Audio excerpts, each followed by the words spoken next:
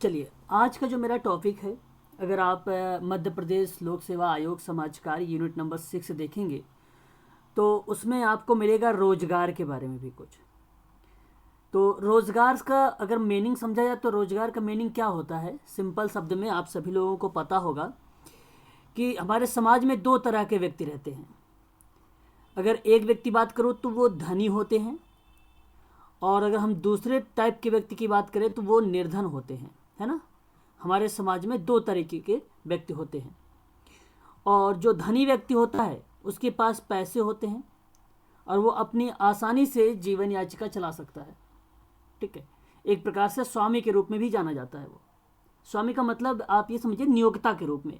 ठीक है, और निर्धन जो व्यक्ति होता है ये अपनी आवश्यकताओं को पूरा करने के लिए ये किसी व्यक्ति के पास काम कर रहा होता है या किसी कर्मचारी के रूप में किसी कंपनी वगैरह में काम कर रहा होता है निर्धन व्यक्ति। और ये व्यक्ति, इस व्यक्ति के पास अगर मैं बात करूं तो पैसों का अभाव होता है और ये अपनी मूल आवश्यकताओं को पूरा करने के लिए ये रोजगार करता है।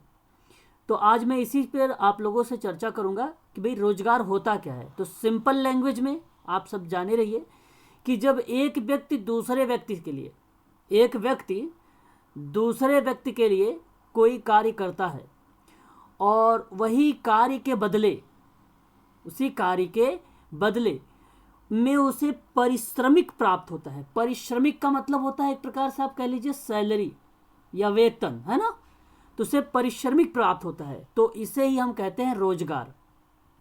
और यहाँ पे आप देखें तो लिखा हुआ है कि कोई व्यक्ति जीवन के विभिन्न कालावधियों में जिस प्रकार से काम करता है या जो काम करता है उसी को उसकी आजीविका, आजीविका का मतलब ही होता है एक प्रकार से आप कह लीजिए वृत्ति, रोजगार, कैरियर इत्यादि। और वहाँ पर उसको जो राशि मिलती है उसी राशि से वो फुलफिल करता है, एक प्रकार से जो उसकी आवश्यकताएं होती हैं अपनी आवश्यकताओं की पूर्ति करता है। तो उसे हम रोजगार कहते हैं। जब एक व्यक्ति दूसरे व्यक्ति के लिए कोई कार्य करता है और बदले में पारिश्रमिक प्राप्त होता है तो उसे रोजगार कहते हैं। बस इतनी बात आप लोग ध्यान रखिए। ठीक है, आगे अगर हम बात करते हैं तो रोजगार में ही कुछ टाइप के मतलब विशेषताएं भी देखने को मिलती है। जिससे अगर मैं रोजगार के बारे में बात करूं तो उसकी क्या क्या विशेषताएं हो सकती हैं, तो ये भी हमें ध्यान रखना चाहिए। सपोज एक नियोक्ता होता है, ठीक है, तो कभी कभी एग्जाम में ये भी प्रश्न पूछ ले कि भाई नियोक्ता क्या है। ठीक है, तो आपको पता होना चाहिए कि रोजगार में कर्मचारी की नियोक्ता चाहे वो केंद्र सरकार भी हो सकता है, उसके लिए राज्य सरकार भी हो सकता है, उसके लिए स्थानीय सत्ता भी हो सकता है, निजी कोई उपक्रम भी हो सकता है। तो नियोक्ता ये विशेषता बताता है। रोजगार में अगर मैं बात करूं आप लोगों से तो नियोक्ता भी एक प्रकार की क्या होती है विशेष। और नियोक्ता के रूप में कौन कौन है, केंद्र सरकार है, राज्य सरकार है, स्थानीय सत्ता है और निजी उपक्रम है। तो याद रखेंगे ये नियोक्ता भी कहीं ना कहीं एक विशेषता के रूप में आता है। दूसरी अगर मैं बात करूं आप लोगों से तो जोखिम भी आप लोगों को रिप्रेजेंट कर देता है कि ये भी एक प्रकार का रोजगार का विशेषता है। और ये कैसे है, जैसे अगर मैं बात करूं जोखिम मतलब रोजगार में कर्मचारी का वेतन निश्चित होता है। इसमें जो कर्मचारी होता है उसकी सैलरी निश्चित होती है और किसी भी प्रकार का अगर कोई जोखिम होता है, मतलब मान लीजिए कंपनी में हानि होती है, तो यहाँ पे जो काम करने वाला कर्मचारी है उसके ऊपर कोई इफेक्ट नहीं पड़ेगा। यहाँ अगर इफेक्ट पड़ेगा तो जोखिम यानी जोखिम वाला जो एक्टिविटी हुई है, एक प्रकार से जो हानि हुआ है, वो मालिक को पड़ेगा। ठीक है, तो आप लोग इसे ध्यान रखें उसके, क्योंकि उसकी सैलरी जो है डिसाइड की गई तो उसे महीने में मिलेगा ही मिलेगा, इसमें कोई दो राय नहीं है। तो जोखिम की क्रियाविधि में अगर कभी आप लोगों से पूछे तो आप लोग तुरंत बताना कि जोखिम वाली जो क्रियाविधि होती है वो मालिक पर होता है। ठीक है, नियोक्ता पर होता है। एक और विशेषता बताता है यहाँ पे कि दूसरों के लिए सेवा करना। अच्छा, दूसरों के लिए में अगर मैं बात करूं तो रोजगार में जो कर्मचारी होता है वो शारीरिक और मानसिक योग्यता से दूसरे की सेवा करके आय प्राप्त करता है। जैसे अगर आप देखिए कूली हुआ है ना, कोई मान लीजिए फैक्ट्री हुई, ठीक है, कोई या कंपनी हुई, तो कुछ वहाँ पे जो कर्मचारी होते हैं वो शारीरिक रूप से काम करते हैं, है ना, मेहनत करते हैं। और कुछ व्यक्ति ऐसे भी होते हैं जिसे मानसिक योग्यता पर, मानसिक योग्यता मतलब जैसे चार्टेड अकाउंट की बात कर लूँगा, सीए वगैरह की, तो ये मानसिक योग्यता पर डिपेंड होते हैं।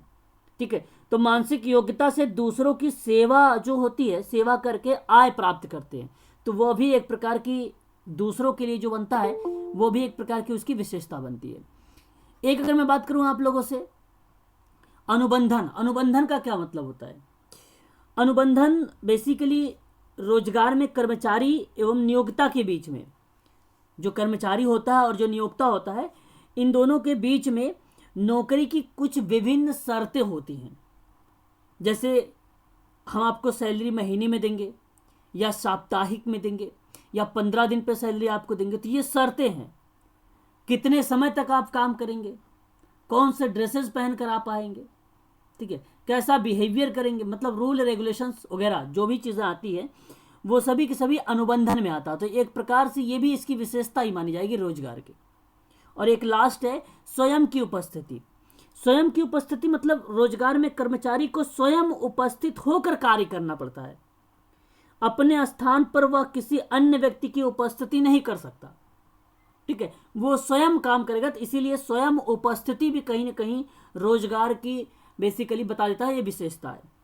तो आप समझ गए होंगे कि ये विशेषता को लेकर, परिभाषा को लेकर भी, और विशेषता किसको बताता है? एक नियोक्ता हो जाएगी, जोखिम हो जाएगा, दूसरे के लिए सेवा हो जाएगी, अनुबंधन हो जाएगा और स्वयं उपलब्धि भी हो जाएगा, ठीक है। तो ये थी आपकी 5 टाइप की विशेषता। और उसके बाद रोजगार, जिसको हमने बोला भी इसकी परिभाषा के रूप में कि एक व्यक्ति दूसरे व्यक्ति के लिए कार्य कर रहा है और बदले में पारिश्रमिक प्राप्त हो रहा है, तो उसे हम लोग क्या बोलेंगे? रोजगार बोलेंगे। यहां देख लेते हैं बेरोजगारी किसे कहते हैं। बेरोजगारी उस समय विद्यमान, मतलब आप ये ध्यान से सुनिएगा इसको, कि बेरोजगारी उस समय विद्यमान कही जाती है जब प्रचलित मजदूरी की दर पर काम करने के लिए इच्छुक लोग रोजगार नहीं पाते हैं। या इस तरह से भी समझाया जा सकता है कि एक शारीरिक और मानसिक रूप से सक्षम व्यक्ति जो काम करने का इच्छुक है लेकिन उसे काम नहीं मिल पाता है, तो बेरोजगारी हम नाम देते हैं, ये बेरोजगारी है। तो बेरोजगारी को समझने के लिए श्रम बल और कार्य बल के बीच का अंतर भी समझना अति आवश्यक होता है। लेकिन आप लोग ध्यान रखें, बेरोजगारी किसे कहते हैं? जहां पर शारीरिक मानसिक रूप से सक्षम व्यक्ति को काम करने के लिए इच्छुक है परंतु वह काम नहीं पाता है या वह काम से या वर्क से वंचित रहता है, उसे हम लोग बोलते हैं बेरोजगार, ठीक है। तो ये एक प्रकार की परिभाषाएं हैं, आप परिभाषा के माध्यम से यहां पर आसानी से समझ सकते हैं। आगे हम बात करते हैं रोजगार के बारे में। अच्छा, रोजगार तो आपको पता हो चुका है कि बेरोजगार और रोजगार एक, अगर हम बात करें तो दो ऐसे पहलू हैं जिसमें हर व्यक्ति प्रभावित होता है। कोई बेरोजगार है तो वह रोजगार के लिए तलाश में अपना सारा दिन लगा देता है, और किसी के पास रोजगार है तो वह अन्य रोजगार की तलाश में भी लगा रहता है। जैसा कि यह प्रतिक्रिया आप सभी लोगों को पता होगा भली भांति तरीके से, ठीक है। चलिए, अच्छी बात है, यहां तक आप लोग समझ गए हैं कि रोजगार और बेरोजगार। जी, जा रहा है ज्वाइन के लिए, तो किसी का मैसेज आ रहा है, तो नोट करते चलिएगा। रोजगार जो है बेसिकली 3 भागों में डिवाइड किया गया है। रोजगार को मुख्यतः 3 भागों में डिवाइड किया गया है। एक होता है आपका स्वयं रोजगार, या इसे इंग्लिश में कहते हैं सेल्फ जॉब, है ना। तो एक तो ये होता है। दूसरा, अगर मैं आप लोगों से बात करूं तो सरकारी नौकरियां होती हैं, जिससे कि आप सब अच्छी तरीके से पता होगा, गवर्नमेंट जॉब, है ना। एक तो ये होता है दूसरा टाइप, और एक तीसरा टाइप होता है, उसे भी ध्यान रखिएगा, स्व-वेतन रोजगार, जिसको हम बोलते हैं सेल्फ सैलरी जॉब, है ना। सेल्फ सैलरी जॉब बोलते हैं या स्व-वेतन रोजगार भी हम बोलते हैं। ये 3 टाइप के जो है बेसिकली हमें देखने को मिलते हैं रोजगार के टाइप में। अब हम इसके बारे में थोड़ा थोड़ा करके समझेंगे, ठीक है, कि क्या है सेल्फ रोजगार। देखिए, सेल्फ रोजगार मतलब स्वरोजगार एक ऐसा रोजगार है जिसमें सिर्फ सारा जोखिम मालिक के ऊपर होता है, और इनमें ध्यान रखना आप लोग, लागत जो होता है मालिक को ही लगाना पड़ता है। जो सेल्फ रोजगार की बात मैं कर रहा हूं, स्वयं रोजगार की बात मैं कर रहा हूं, ठीक है। तो इसमें मालिक को लाभ भी होता है और हानि भी होता है, और यदि हानि होती है, हानि, तो सहन इसी को करना पड़ेगा, कर्मचारी को नहीं करना पड़ेगा, है ना। कर्मचारी को सैलरी उतना मिलती ही रहेगी जितना उसको डिसाइड किया गया है। ठीक है, तो आप ये कह लीजिए कि स्वरोजगार में कि अपना रोजगार होता है। जब आदमी अपना ही जीवन यापन करने के लिए कोई दुकान अथवा ऐसा कोई कार्य करता है जिसमें सिर्फ उसी की जिम्मेदारी और उसी का जोखिम होता है, उसे हम लोग बोलते हैं स्वरोजगार। जैसे अगर मैं आपसे बात करूं इसके एग्जाम्पल के तौर पे, चाट के ठेले, ठीक है, एक तो ये हो जाएगा आपका किराना स्टोर, है ना, बस सर्विस, है ना, ढाबा, सब्जी की दुकान, चाय की दुकान, ठीक है, गुटखा तंबाकू की दुकान, ठीक है, मैकेनिकल शॉप, है ना, ऑटो रिक्शा इत्यादि। ये चीजें जो आती हैं बेसिकली सेल्फ रोजगार में आता है, सेल्फ जॉब में आता है। ठीक है, और एक होता है गवर्नमेंट जॉब। इसमें क्या होता है, इसमें अगर मैं बात करूं कि सरकारी नौकरी का एक प्रकार का रोजगार ही ये भी है, और इस रोजगार में आदमी को उसकी योग्यता के अनुसार सरकार उसे चुनती है और उससे कार्य लेती है, और उसके बदले में उससे या उसके कार्य की योग्यता के अनुसार उसे धन देती है, मतलब राशि एक प्रकार की देती है गवर्नमेंट रोजगार में, है ना। तो ये क्रियाविधि आती है। जैसे अगर मैं आपसे बात करूं, पुलिस की नौकरी हो गई, है ना, गवर्नमेंट जॉब है। ठीक है, अगर मैं बात करूं टीटी नाम जानते हैं आप लोग, टीटी जो ट्रेन में देखने को मिलते हैं, ये भी गवर्नमेंट होते हैं। सरकारी डॉक्टर, है ना, बिजली विभाग में नौकरी, है ना, सरकारी वकील, ठीक है, जज की नौकरी, ठीक है, सरकारी टीचर, ठीक है, ये एक प्रकार के गवर्नमेंट जॉब में आते हैं। ठीक है, तो आप याद रखेंगे, ये भी एक प्रकार के एग्जाम्पल थे। आगे अगर हम बात करते हैं, जो तीसरा टाइप है ये है सेल्फ सैलरी जॉब के लेकर। इस रोजगार में मनुष्य किसी के घर पर, किसी के घर पर अथवा किसी के ऑफिस में कार्य करता है। इसके बदले में उसे तनख्वाह या धन दिया जाता है, और उस धन से पहले उसे बता दिया जाता है कि आपको इतने रुपए मिलेंगे, और वह आदमी उसके पास बिना किसी डिग्री और बिना किसी योग्यता का प्रूफ दिए हुए कार्य करने लग जाता है, और उसे उस कार्य के बदले में पैसे मिलने लगते हैं। तो उसे ही हम लोग बोल देते हैं कि भाई ये सेल्फ सैलरी जॉब होता है। अगर मैं बात करूं, प्राइवेट कंपनी जो कर्मचारी होते हैं, ये इसका एक पार्ट बनेगा। ड्राइवर की नौकरी अगर हुआ तो भी यहां पर पार्ट बनेगा। वॉचमैन की नौकरी हुआ तो भी यहां पर एक पार्ट बन जाएगा। ठीक है, शॉपिंग मॉल का मैनेजर हो गया तो भी इसका पार्ट बनेगा। सेक्रेटरी की नौकरी होगी, वो भी इसी का पार्ट होगा। बात समझ में आ गई ना आप लोगों को? बताएं। Yes sir. हाँ, तो ये होता है। ठीक है, आगे हम बात करते हैं यहाँ पे कि कितने प्रकार के डिवाइड किए गए। यहाँ पर देखिए, सरकारी नौकरी, प्राइवेट, खुद से बिजनेस, डॉक्टर, वकील, राजनेता, मजदूरी करने वाला, कलाकार। इन कार्यों के जो है यदि कोई व्यक्ति करता है तो इसे हम कह सकते हैं कि रोजगार मिल रहा है। ठीक है, तो इसके आधार पर भी डिवाइड किया गया है कि उनके कार्यों के आधार पर भी। ठीक है, बाकी ये मुख्यतः तीन ही टाइप के होते हैं, आप लोग इसे ध्यान रखेंगे। आगे हम बात करते हैं श्रम कल्याण। ठीक है, कोई मुझे बताना चाहेगा श्रम कल्याण क्या है? बताएं। सर, श्रम कल्याण एक विभाग है जिसमें मजदूरों के हितों की बात की जाती है। ओके, और सरकार के द्वारा, और उनके स्वास्थ्य और उनके कानूनी अधिकार, उनके नियम कानून वगैरह सब ओके उसी के अंतर्गत होते हैं। ओके, चलिए, अच्छी बात है। संरक्षण और संवर्धन के लिए। अच्छा, क्या स्क्रीन आप लोगों को दिखाई दे रहा है? नो। ओके, एक मिनट। ठीक है, कोई बात नहीं, आपने सही बताया है। Yes sir. हाँ, तो आपने बताया कि भाई ये होता है श्रम। तो अभी आप लोग समझ गए हैं रोजगार क्या है, बेरोजगारी के बारे में भी थोड़ा सा देख लिया आप लोगों ने। आगे अगर हम बात करते हैं यहाँ पे श्रम कल्याण के बारे में, तो श्रम कल्याण बेसिकली कारखानों में काम करने वाले श्रमिकों के कल्याण, उनकी सुरक्षा और स्वास्थ्य संबंधी विभिन्न पहलुओं को नियमित करने का एक दायित्व सरकार अपने ऊपर ले लेती है। और स्वतंत्रता के बाद अगर मैं बात करूं, औद्योगिक विकास को एक गति प्रदान की गई। भारत सरकार ने कारखाना अधिनियम लेके आया 1948 में, इसको प्रतिपादित किया। इसका उद्देश्य यही था कि श्रमिकों को औद्योगिक और व्यावसायिक खतरों से सुरक्षा के प्रदान करना। और केंद्र शासित प्रदेश ने भी विभिन्न राज्य सरकार के द्वारा इस अधिनियम के तहत अपने प्रावधानों और नियमों को बताया कि भाई इस तरीके से आप कार्य करेंगे और ये क्रियाविधि होगी। तो बेसिकली जो श्रम कल्याण होता है वो किसी फर्म के द्वारा श्रमिकों के व्यवहार और कार्य के लिए अपनाए जाने वाले कुछ सिद्धांतों से होता है। उसी को हम लोग बोलते हैं श्रम कल्याण।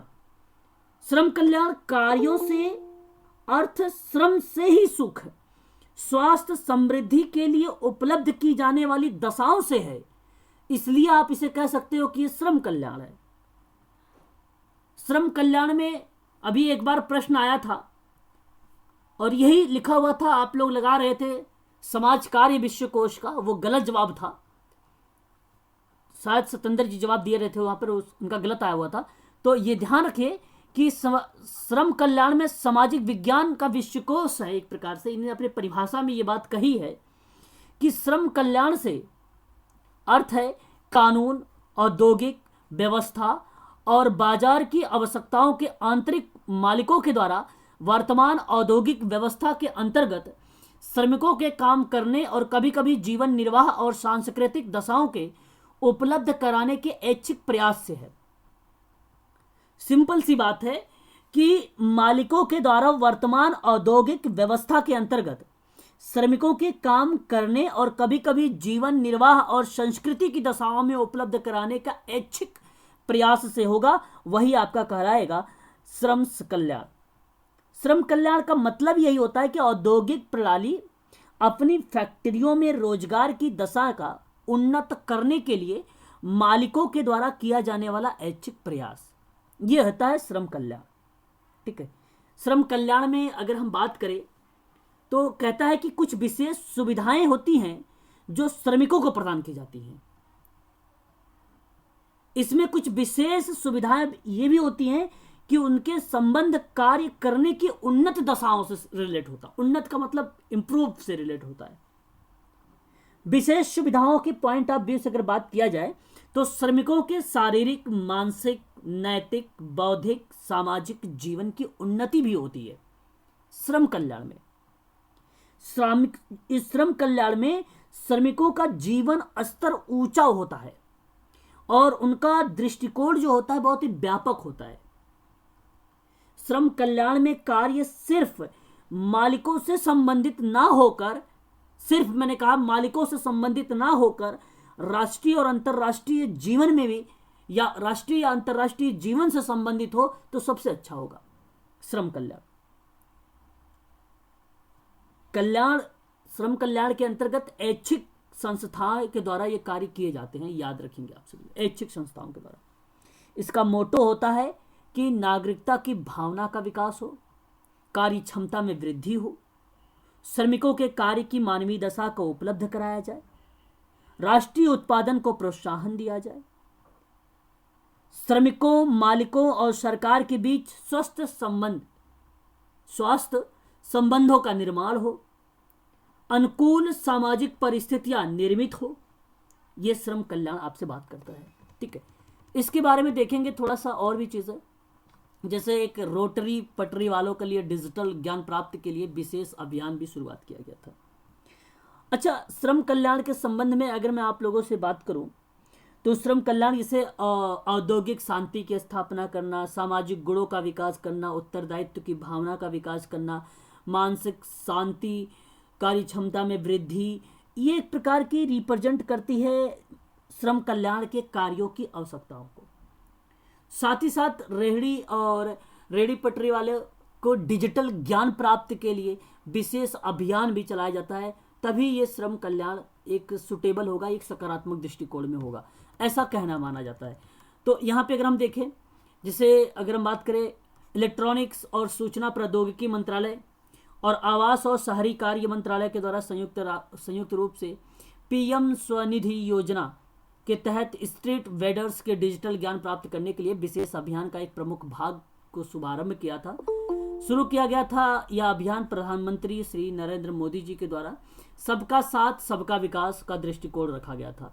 तो यह भी एक प्रकार का अगर हम बात करते हैं तो किससे संबंधित होता है, आप ध्यान रखेंगे, ये जो संबंधित होगा श्रम कल्याण से होगा। इसके उद्देश्य के बारे में बात करते हैं, इसका मोटो क्या था, उद्देश्य क्या था। तो विशेष अभियान का उद्देश्य यही था कि यूपीआई क्यूआर कोड होता है, रेहड़ी पटरी वालों के लिए डिजिटल ज्ञान प्राप्त करने के लिए तेजी लाना और डिजिटल भुगतान के माध्यम से लेन देन स्वीकार करने का एक काम शुरू किया गया। पेटीएम, फोन पे, भारत पे और ये जो है एम स्वाइप और एक एसवेयर सहित 5 प्रमुख ऐसे एग्रीगेटर्स हैं जिन्होंने रेहड़ी पटरी वालों विक्रेता को डिजिटल रूप से भीम यूपीआई क्यूआर कोड के साथ जोड़ा गया और 15 दिनों के विशेष अभियान के भाग में सहमति व्यक्त की गई थी। तो पीएम स्वनिधि योजना के तहत जो है बेसिकली अगर बात किया जाए तो रेहड़ी पटरी वाले जो श्रमिक हैं उनके लिए लाभदायक था। ठीक है, तो ये आज के समय का था, इसीलिए मैंने आपको यहाँ पर बता दिया। ठीक है, आगे अगर हम बात करते हैं यहाँ पर, ठीक है, नेक्स्ट पॉइंट। बाकी आपको पता है कोविड-19 में ये काफ़ी पॉजिटिव भी रहा है ना, कोविड-19 में काफ़ी पॉजिटिव भी रहा है। अटल बीमित व्यक्ति कल्याण योजना है ना, अगर हम इसके बारे में बात करें तो ये भी सकारात्मक है, पॉजिटिव है। और इसके अंतर्गत अगर हम बात करते हैं तो ये अटल बीमित व्यक्ति कल्याण योजना के अंतर्गत क्या बातें कही गई थी, खासकर अगर आप लोगों को ध्यान रखना है तो आप लोग ध्यान रखें कि 30 जून तक इसको बढ़ा दिया गया था कोविड-19 के दौरान पे। ठीक है, जो व्यक्ति कोविड-19 के दौरान कोविड से प्रभावित हो गए और वो अपनी नौकरियां को गंवा दिए, और बहुत लोग ऐसे भी जो प्रभावित भी नहीं हुए, घर पर बैठ गए, समय जो है उन लोगों को अवकाश दे दिया गया था और बंद था, है ना, आप सबको पता है कर्फ्यू वगैरह लगाया गया था, तो बहुत लोगों की नौकरियां जो है चली गई थी। उसके लिए अटल बीमित व्यक्ति कल्याण योजना एक अपडेट करती है, भाई 30 जून तक बढ़ा दिया, और कोरोना काल के चलते नौकरी गंवाने वाले लोगों के लिए इस योजना के अंतर्गत नियम और शर्तों में कुछ छूट प्रोवाइड की गई थी। ठीक है, तो ये चीज़ें थी अटल बीमित व्यक्ति से संबंधित। और इसको अगर हम बात करें जून 2022 तक की इसको बढ़ाया गया है, जून 2022 तक में। ठीक है, इस योजना के अंतर्गत अगर मैं बात करूं तो कर्मचारी राज्य बीमा निगम की 185वां बैठक हुई थी, और यह बैठक में केंद्रीय श्रम एवं रोजगार मंत्री भूपेंद्र यादव की अध्यक्षता में की गई थी। और इस योजना का आरंभ जो है 18 मार्च 2021 तक की अवधि में 43,299 लोग जो हैं इसका फायदा उठा चुके थे, अटल बीमित योजना का। ठीक है, तो आप इसे ध्यान रखिएगा। इसका उद्देश्य था बेरोजगारी या बेरोजगार हुए कर्मचारी को आर्थिक सहायता प्रोवाइड करना। अटल बीमित व्यक्ति कल्याण योजना श्रम से ही संबंधित था। ठीक है, लॉन्च किया था कर्मचारी राज्य बीमा निगम ने। ठीक है, इसे भी आप ध्यान रखेंगे, अभी भी उपलब्ध है ये, है ना। चलिए आगे बात कर लेते हैं। PM street vendors Atmanidhi, PM Svanidhi, है ना, ये स्कीम क्या थी? यह एक केंद्रीय क्षेत्र में योजना को लॉकडाउन में ढील देने के बाद पथ विक्रेताओं को अपनी आजीविका और रोजगार दोबारा शुरू करने के लिए किफायती दर पर काम करने के लिए पूंजीगत ऋण प्राप्त करने की सुविधा दी गई थी। PM street vendors Atmanidhi, PM स्वयं अवधि, ये एक प्रकार कोविड-19 में ऐसी क्रियाविधि थी। इसे भी हम लोग थोड़ा सा ध्यान रखेंगे, है ना। उद्देश्य के बारे में बात करें तो कम ब्याज दर, जैसे 10,000 तक के कार्यों के लिए लायक पूंजीगत की ऋण सुविधा प्रोवाइड करना, और ऋण की नियमित अदायगी को प्रोत्साहित करना, डिजिटल को लेन देन पुरस्कृत करना, यह एक प्रकार का इसका मोटो था। स्कीम का विशेषताएं भी आप देख सकते हैं यहाँ पर। ठीक है, तो ये सारी चीज़ें हैं, इसे आप लोगों को ध्यान रखना पड़ेगा।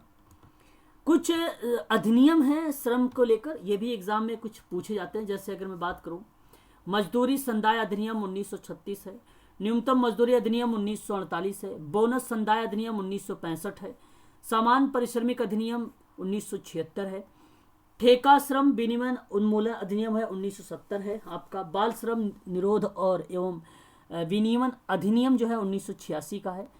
अच्छा, इसका संशोधन भी है ना, 2000 का है, 2015 का है ना, इसे भी ध्यान रखेंगे।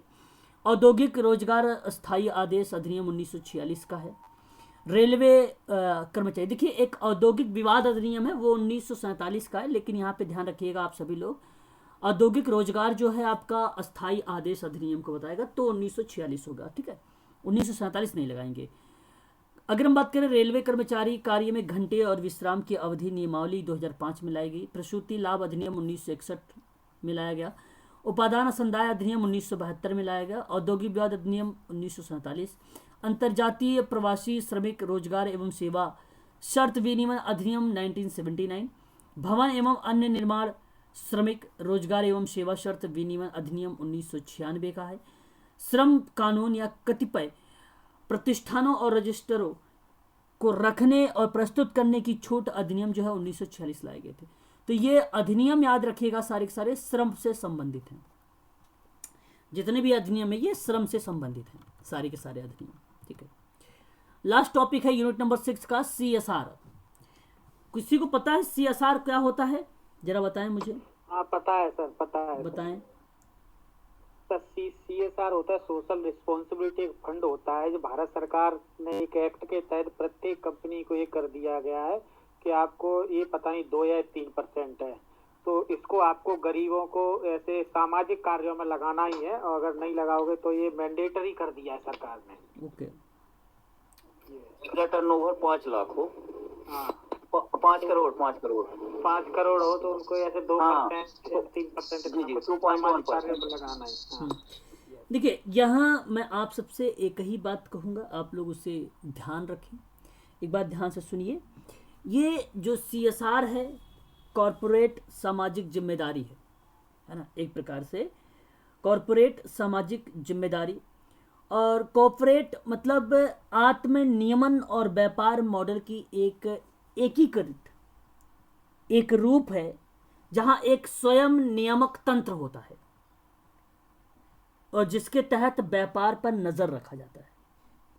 कानून, नैतिक कुछ मानक होते हैं, राष्ट्रीय अंतर्राष्ट्रीय कुछ मानदंड होते हैं। उनकी भावनाओं के साथ अपनी सक्रिय अनुपालन सुनिश्चित करना या इस तरीके की प्रतिक्रिया कॉर्पोरेट सामाजिक उत्तरदायित्व में देखने को मिलता है।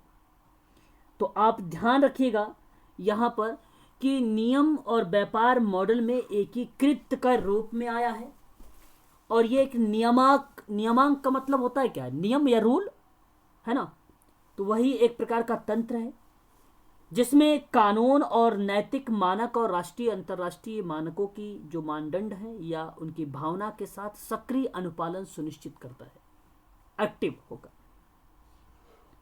अगर हम बात करें तो संयुक्त राष्ट्र औद्योगिक विकास संगठन ने कॉर्पोरेट सामाजिक जिम्मेदारी का एक प्रबंधन की अवधारणा को परिभाषित करते हुए कहा है कि कंपनियां अपने व्यापारिक भागीदारी के साथ सामाजिक और पर्यावरण संबंधी चिंताओं को उनके हितधारकों के साथ एकीकृत करेगी।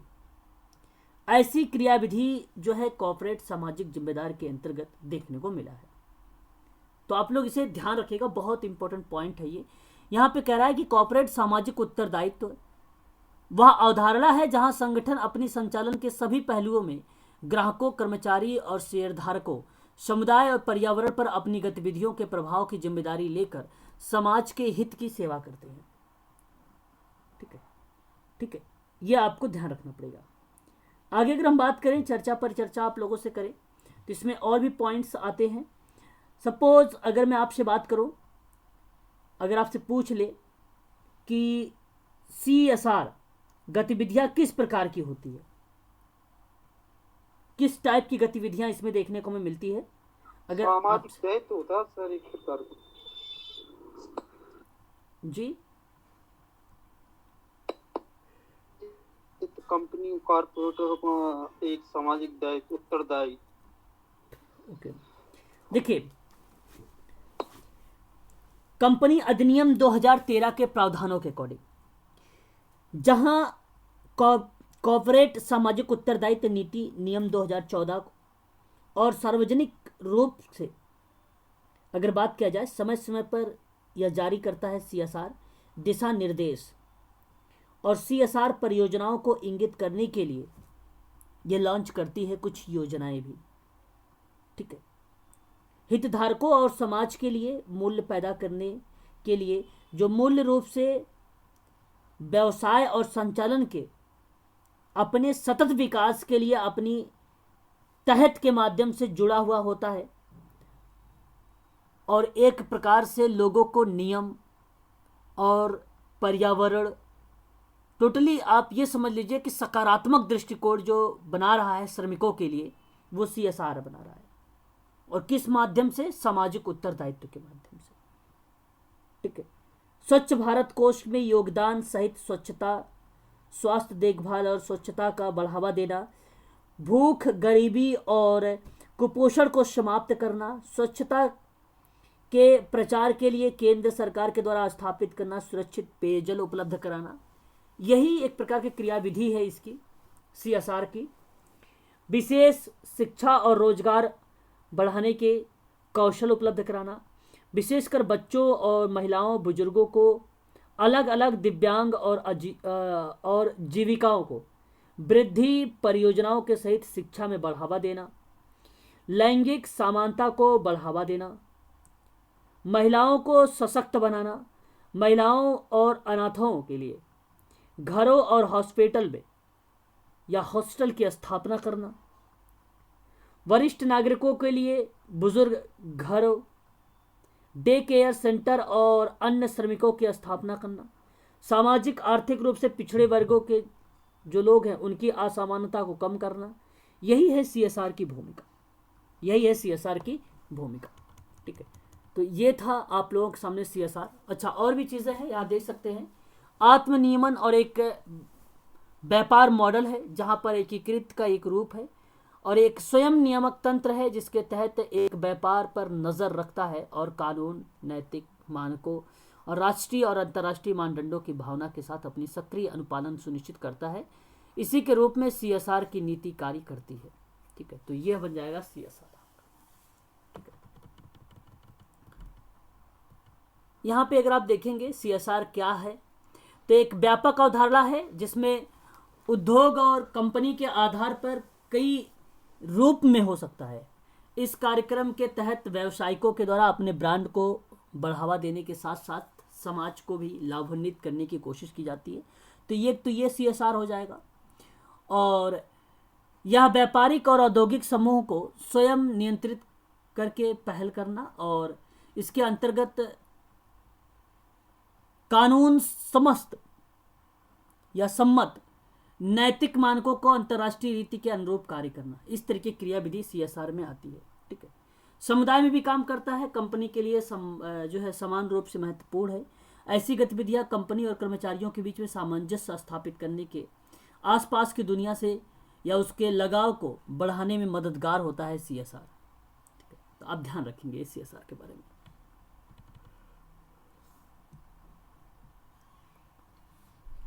अगर हम बात करते हैं भारत में CSR, तो अप्रैल 2014 में कंपनी अधिनियम 2013 के संशोधन के बाद CSR को अनिवार्य बनाने वाला दुनिया का पहला देश बना है। ठीक है, याद रखेंगे। और कंपनी अधिनियम 2013 की धारा 135 के प्रावधान में CSR से संबंधित है। समावेशी शिक्षा के माध्यम से उत्तरदायी और टिकाऊ विकास का दृष्टिकोण के साथ 1 अप्रैल 2014 से इसे प्रभाव में लाया गया था। ये भी आप ध्यान रखेंगे CSR के बारे में। ठीक है, चलिए, ये थे CSR के बारे में। बाकी मैं अभी आपको PDF प्रोवाइड कर देता हूँ, आप लोग इसे देख लेना। अब हम लोग, तो ये भी समाज कार्य की यूनिट नंबर 6 से ये प्रश्न है आपके सामने कि समाज कार्य, ठीक है, यहाँ पर बोला जा रहा है समाज कार्य। ठीक है, अभ्यास सिद्धांत किस विधि के माध्यम से प्राप्त साक्ष्य के द्वारा समर्पित माना जाता है? तो मनोवैज्ञानिक विधि होगा, सामाजिक विधि होगा और वैज्ञानिक विधि होगा कि राजनीति विधि होगा।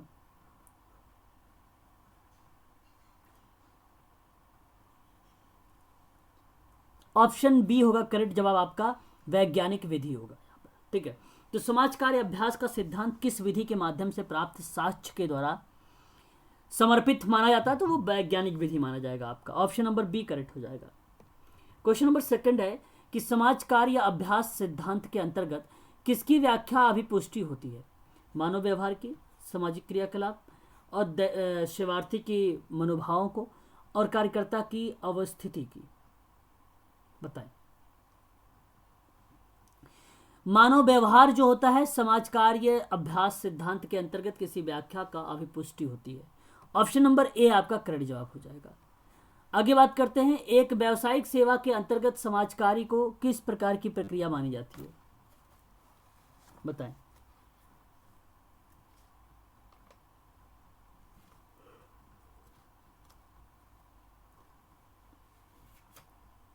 बताएं।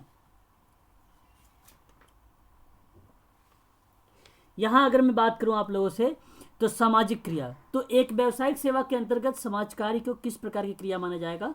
तो सामाजिक क्रिया का पार्ट माना जाएगा। तो ऑप्शन नंबर आपका यहाँ पे जो होगा वह होगा आपका सी। आगे बात करते हैं क्वेश्चन नंबर 4 कि एक प्रशिक्षित कार्यकर्ता सेवार्थी को किस रूप में विशेष सेवा प्रोवाइड करता है?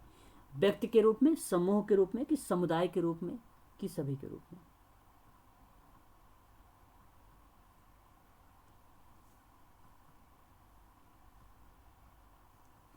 सभी करेक्ट जवाब हो जाएगा। केस वर्क भी करता है सामाजिक कार्यकर्ता, ग्रुप वर्क भी करता है, कम्युनिटी वर्क भी करता है। तो करेक्ट जवाब हो जाएगा यहाँ पे डी। समाजकारी व्यवसाय में समाजकारी अभ्यास के सिद्धांत के अंतर्गत किससे सिद्धांत का पालन करना आवश्यक होता है? कार्यकर्ता को, सेवार्थी को, कि कार्यकर्ता सेवार्थी के द्वारा, या आप कह लीजिए दोनों, गैर सरकारी संगठनों के द्वारा? बताएं। क्वेश्चन नंबर 5 का सही जवाब ऑप्शन नंबर यहाँ पर सी वाला होगा, कार्यकर्ता और सेवार्थी के दोनों। ठीक है, यही ऑप्शन आपका सही हो जाएगा।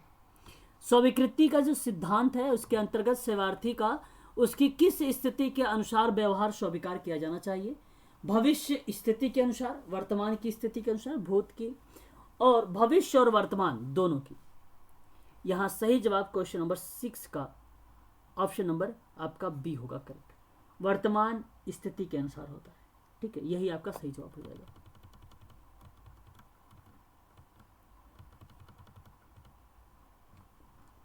समाज कार्य की स्वीकृति का सिद्धांत के अनुसार निम्न में से किसे स्वीकृति प्रदान की जानी चाहिए? कार्यकर्ता को, सेवार्थी को, कार्यकर्ता और सेवार्थी दोनों को, कि किसी की स्वीकृति अनिवार्य नहीं है? सही जवाब ऑप्शन नंबर सी। सही जवाब ऑप्शन नंबर सी होगा आपका। समाज कार्य अभ्यास सिद्धांत के अनुसार कार्यकर्ता और सेवार्थी के मध्य कौन सा संचार होता है? बताएं। कार्यकर्ता और सेवार्थी के मध्य कौन सा संचार होता है?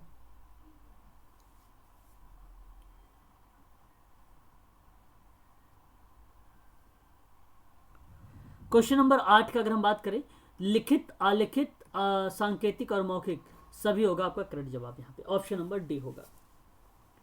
क्वेश्चन नंबर 9 कि औद्योगिकीकरण का सिद्धांत मानव के किस गुण पर आधारित माना जाता है? बताएं।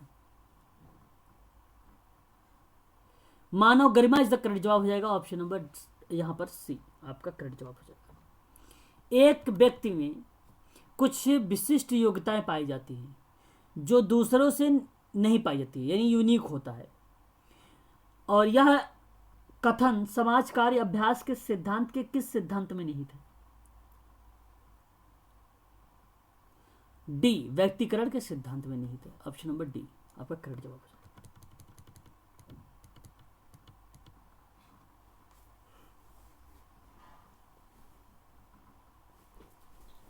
चलिए एक बार बताइए क्वेश्चन नंबर 11 कि सेवार्थी की समस्याओं को सार्वजनिक नहीं करने का सिद्धांत किस पर आधारित माना जाता है? स्वीकृति का, अनिर्णयात्मक मनोवृत्ति का, नियंत्रित संवेगात्मक संबंध का, गोपनीयता का, किसका माना जाता है सेवार्थी की समस्या को सार्वजनिक नहीं करना चाहिए? बताएं बताएं। सही जवाब हो जाएगा ऑप्शन नंबर आपका D, option number D.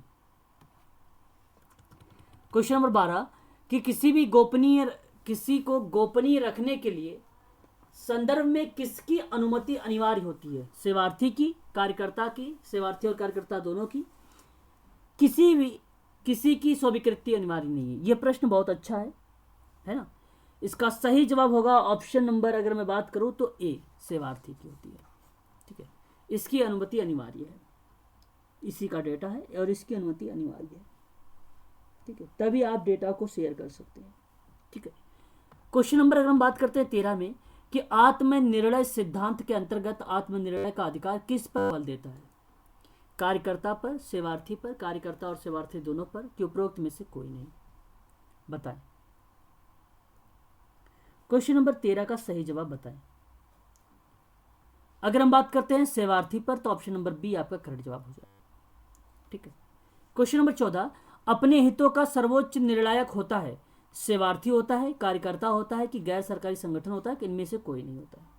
Question number 14 का सही जवाब हो जाएगा सेवार्थी अपने हितों का सर्वोच्च निर्णायक होता है, इसलिए आप कहेंगे ऑप्शन नंबर ए आपका करेक्ट जवाब हो जाएगा।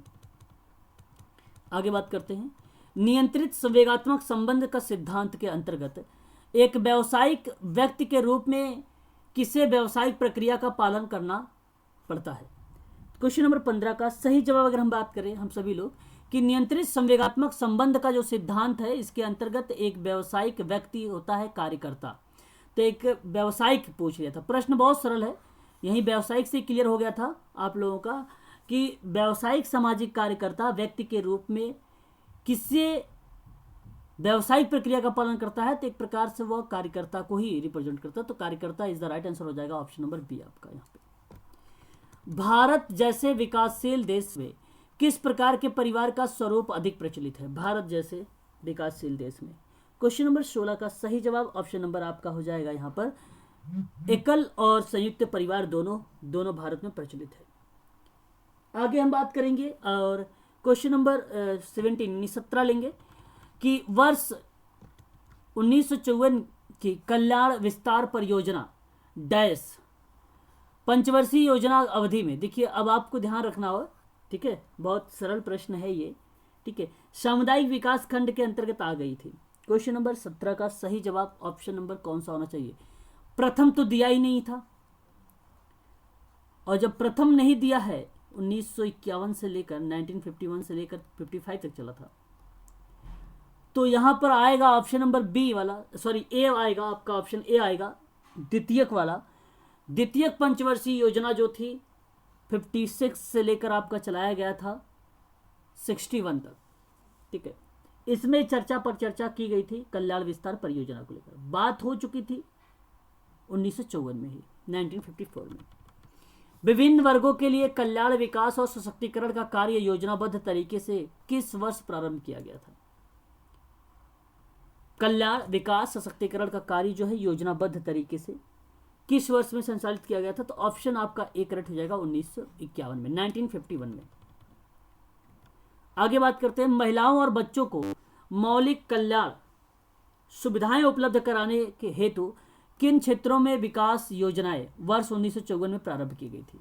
महिलाओं और बच्चों को मौलिक कल्याण सुविधाएं उपलब्ध करवाने हेतु किन क्षेत्रों में विकास योजनाएं वर्ष 1954 में प्रारंभ की गई थी? सही जवाब ऑप्शन नंबर आपका यहां पे हो जाएगा ग्रामीण क्षेत्र के लिए और शहरी क्षेत्र के लिए, ऑप्शन नंबर आपका डी करेक्ट हो जाएगा। नगरीय क्षेत्रों में महिलाओं और बच्चों की संख्या के लिए बालवाड़ी, शिल्पकारी और सामाजिक शिक्षा सेवाएं किस वर्ष प्रारंभ की गई थी? सरल प्रश्न है और इजी भी है, आप लोग कर भी लेंगे। क्वेश्चन नंबर 20 का सही जवाब ऑप्शन नंबर डी हो जाएगा, 1960 में किया गया था, जहां पे नगरीय क्षेत्रों में महिलाओं और बच्चों विकास के लिए बालवाड़ी, शिल्पकारी, सामाजिक शिक्षा सेवाएं जो है सन 1960 में दिया गया था।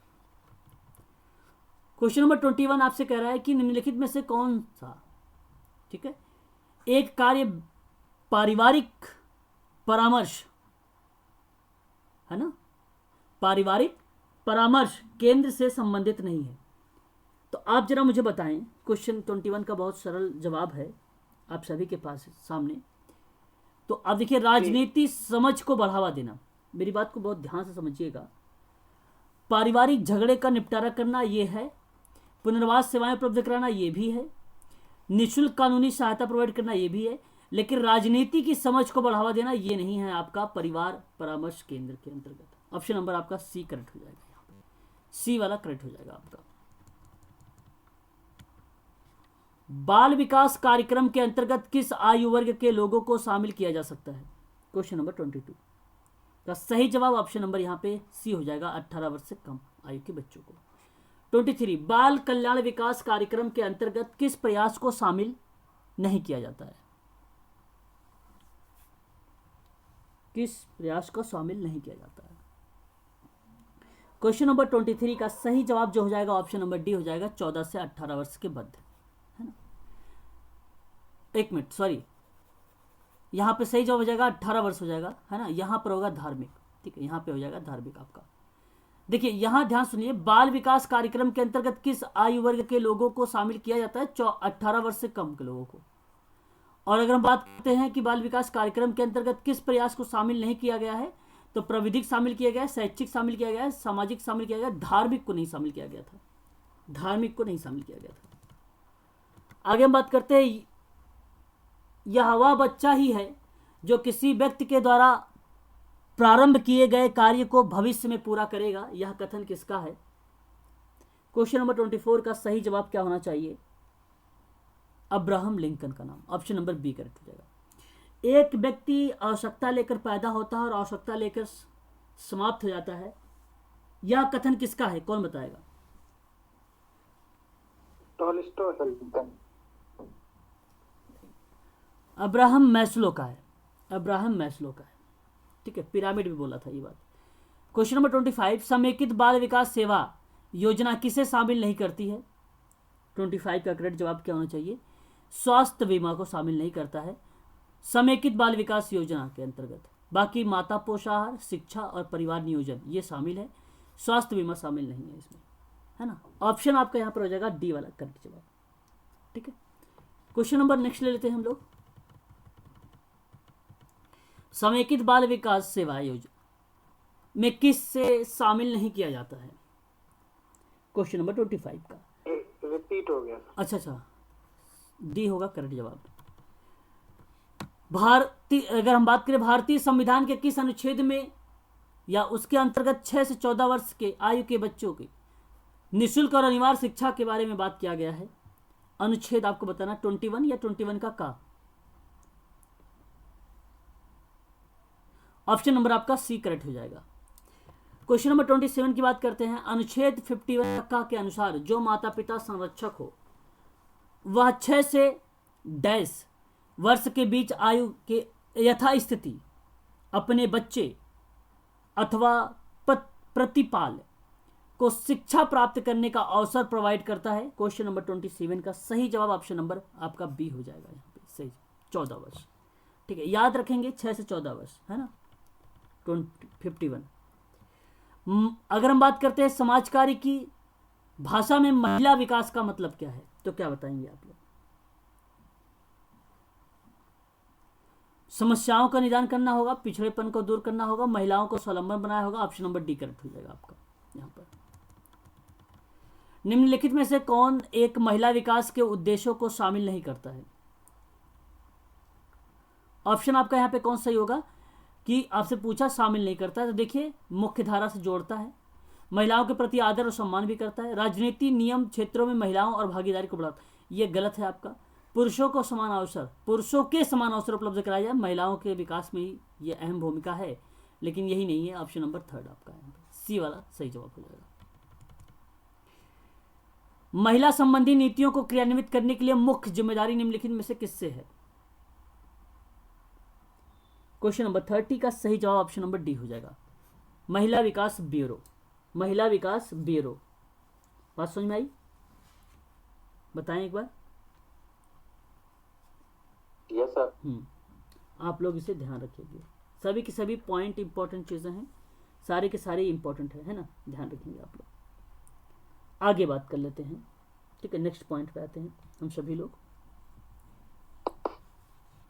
तो सर हाँ बताएं बताएं, आगे बात करें फिर। ये ब्यूरो क्या होता है सर? क्या? महिला ब्यूरो महिला ब्यूरो ये पूछ रहे हैं आप? ब्यूरो एक प्रकार की परामर्श केंद्र या जांच पड़ताल का केंद्र है, महिला विकास, है ना। तो मैं आपको बताना चाहूँगा कि महिला और बाल विकास विभाग महिला विकास ब्यूरो में स्थित है, एक नोडल एजेंसी है, जिसके रूप में यह ब्यूरो महिलाओं से संबंधित नीतियों का कार्यक्रम बनाता है ना, और महिलाओं के लिए प्रशिक्षण और रोजगार में सहायता देता है, महिलाओं और बालिकाओं के लिए अल्पावास गृह कार्यक्रम बनाता है, राष्ट्रीय महिला कोष, राष्ट्रीय महिला आयोग, राष्ट्रीय महिला संसाधन केंद्र, महिलाओं पर अत्याचार की रोकथाम के लिए शैक्षणिक कार्यक्रम इत्यादि के कार्यों के रूप में जाना जाता है महिला विकास ब्यूरो। ठीक है, आगे बात करते हैं। केंद्रीय समाज कल्याण परिषद में ऐच्छिक कार्यवाही ब्यूरो की स्थापना किस वर्ष की गई थी? तो इसका सही जवाब क्या होना चाहिए, आप लोग जरा मुझे बताएं। ए 1978 आपका जवाब आया है, लेकिन 1978 आपका जवाब सही नहीं है। अगर मैं आप लोगों से बात करूं, यहाँ पर इंपॉर्टेंट क्वेश्चन है ये, इसे भी आप लोग ध्यान रखें और इसे समझें और सुने।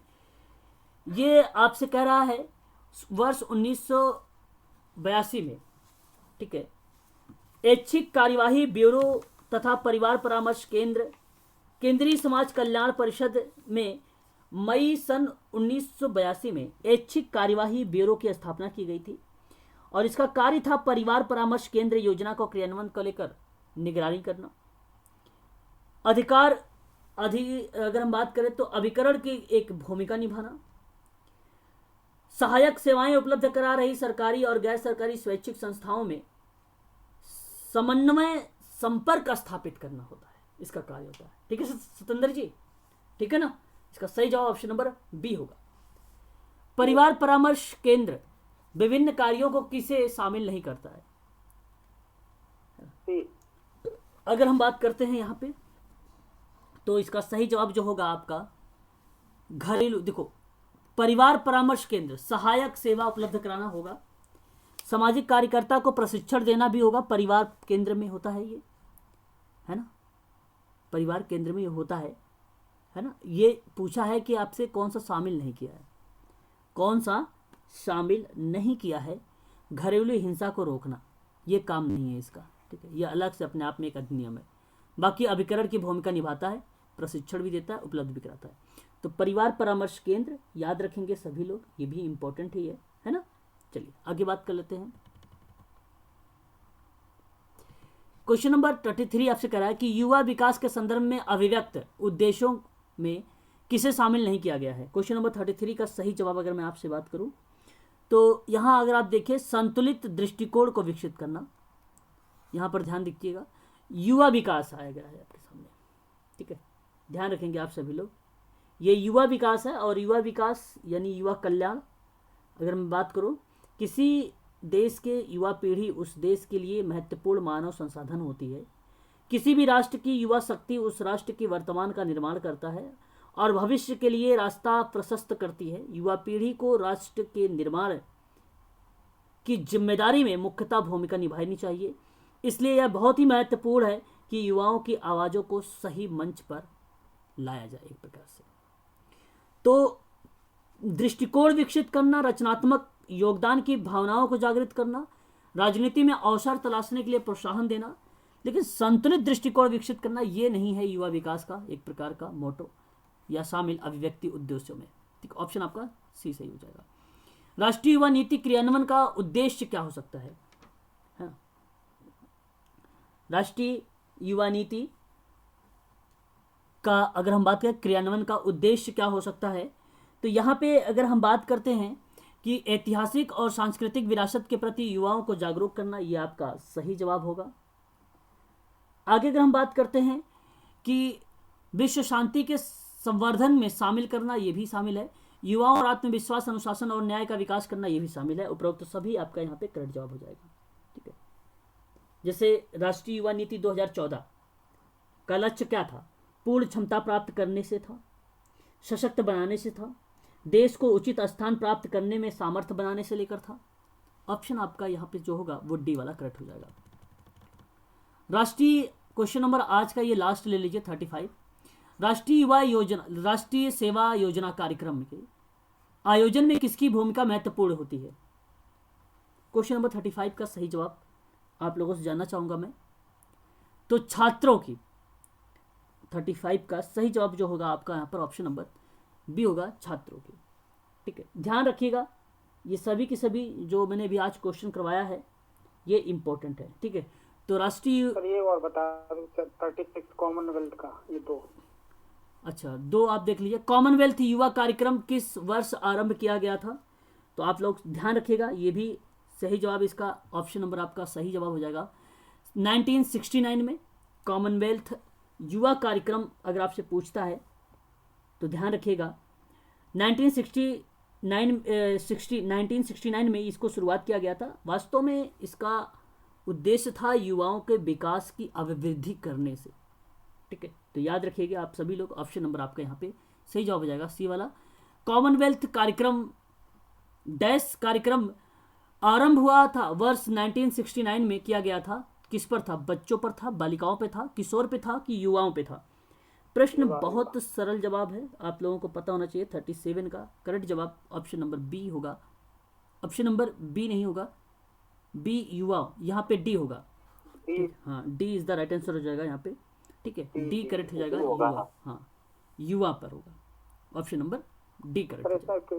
कितने क्वेश्चन है इसमें पूरे सर? इसको भी कल करा देना पूरे। हाँ, टोटल 70 समथिंग क्वेश्चन होंगे, 70 या 100 के आसपास क्वेश्चन होंगे। ठीक है, इसे हम लोग जो है इसके आगे कल और प्रैक्टिस करेंगे। ठीक है, इसके आगे क्वेश्चन पर, और इसमें अभी मैं आपको PDF दे दूंगा, उसमें आंसर भी मिल जाएगा, इजीली आपको आंसर भी मिल जाएगा, है ना।